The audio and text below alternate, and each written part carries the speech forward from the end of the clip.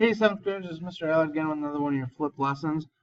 Today we're going to be looking at our explorers. So in class today, you should have already cut out and taped in our explorers foldable. Okay, it kind of looks like this.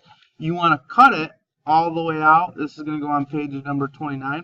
And then you want to cut down these lines.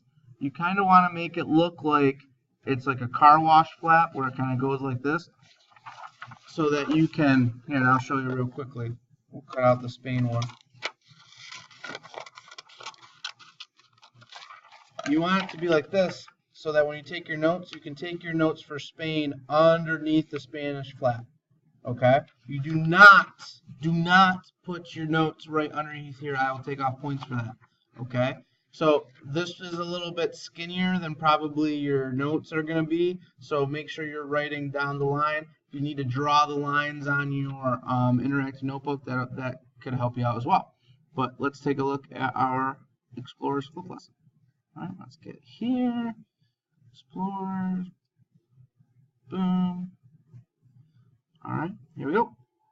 So our first explorers we're going to look for explorers is going to be Christopher Columbus from Spain. And he's really, we always really talk about his first voyage, you know, Christopher Columbus, 1492, Columbus sailed the ocean blue, blah, blah, blah, blah, blah, blah, blah, yada, yada, yada. All right. But really, he went back and forth between England, or between Europe and Spain in the New World about 4 times during different trips over a 10-year period, each time kind of exploring a little bit more, even getting all the way to Mexico, getting pretty close to South America, and really kind of this was the entry point for all of Spanish exploration. This is why if you go back to the Wiser Me, most of the Spanish colonial possessions are going to be South America, the Caribbean, Mexico, and into Western United States, because he kind of opened the door for that. He's going to be discovering that there is, in fact, this whole other world there.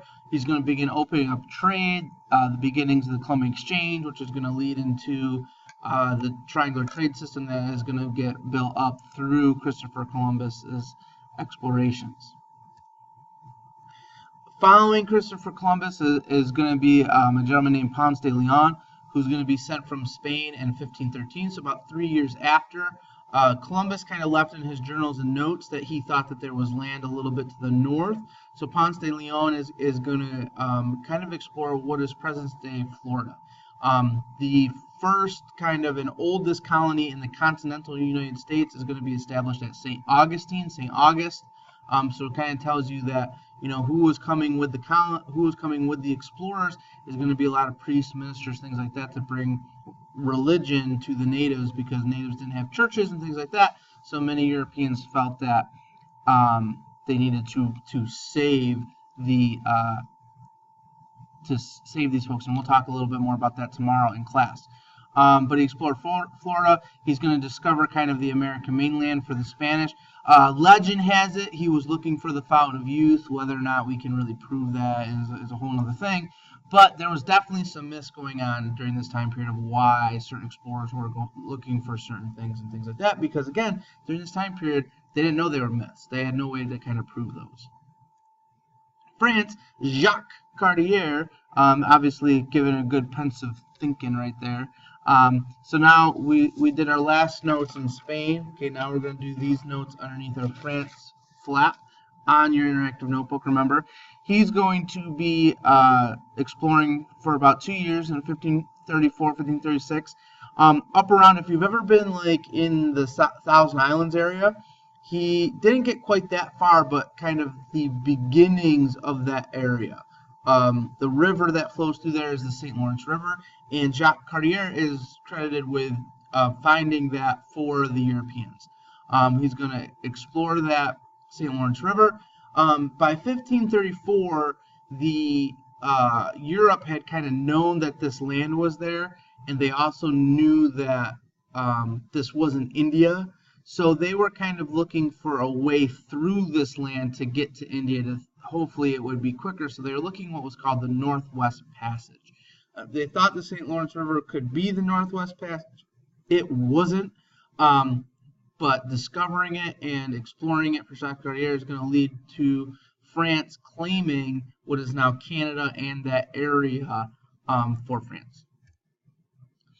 Robert de La Salle is going to be much later than most of our other guys, but again, we're focusing on explorers. Some of the other folks that we are going to be talking about later, particularly from Spain, we're more like we're going to fight wars with the natives.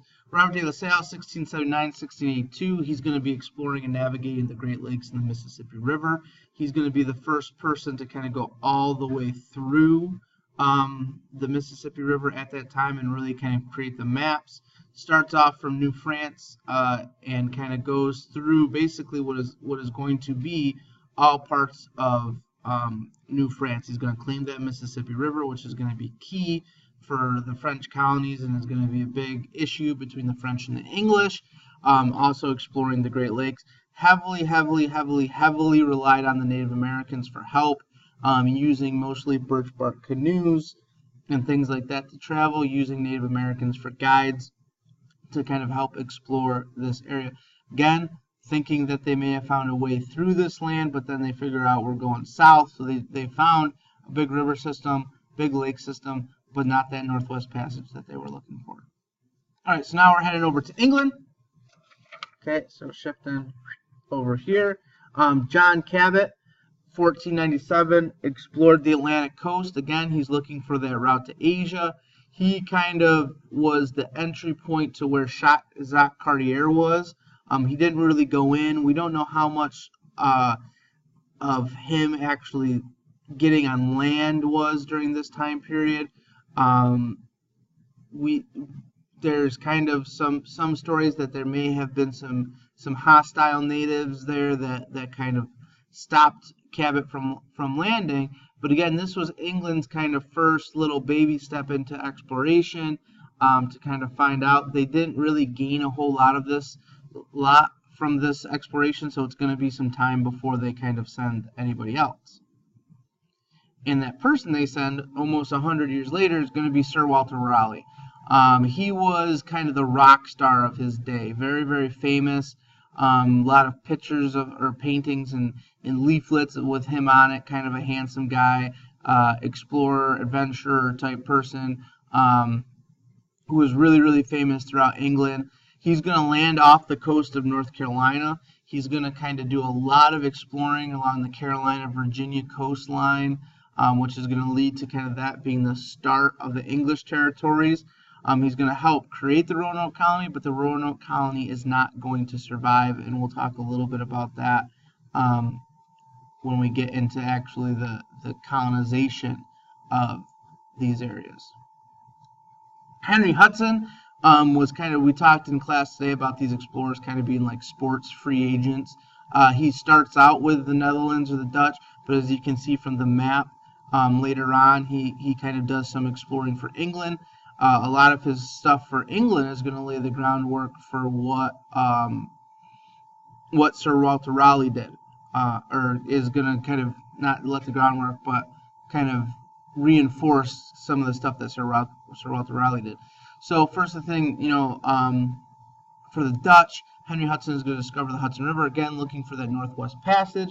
The Hudson River is a river that will allow ocean-going vessels up the river for quite a distance, so I think he may have found it, but then he kind of finds out relatively quickly that he didn't, and he has to kind of turn back. But he lays claim to that land for the Dutch. He also kind of explores the area that is now Long Island, New York City area, so that they create two Dutch settlements, one at Fort Orange, which is now Albany, New York, one at New Amsterdam, which is now New York City, and that's going to be where the Dutch presence is for the explorers.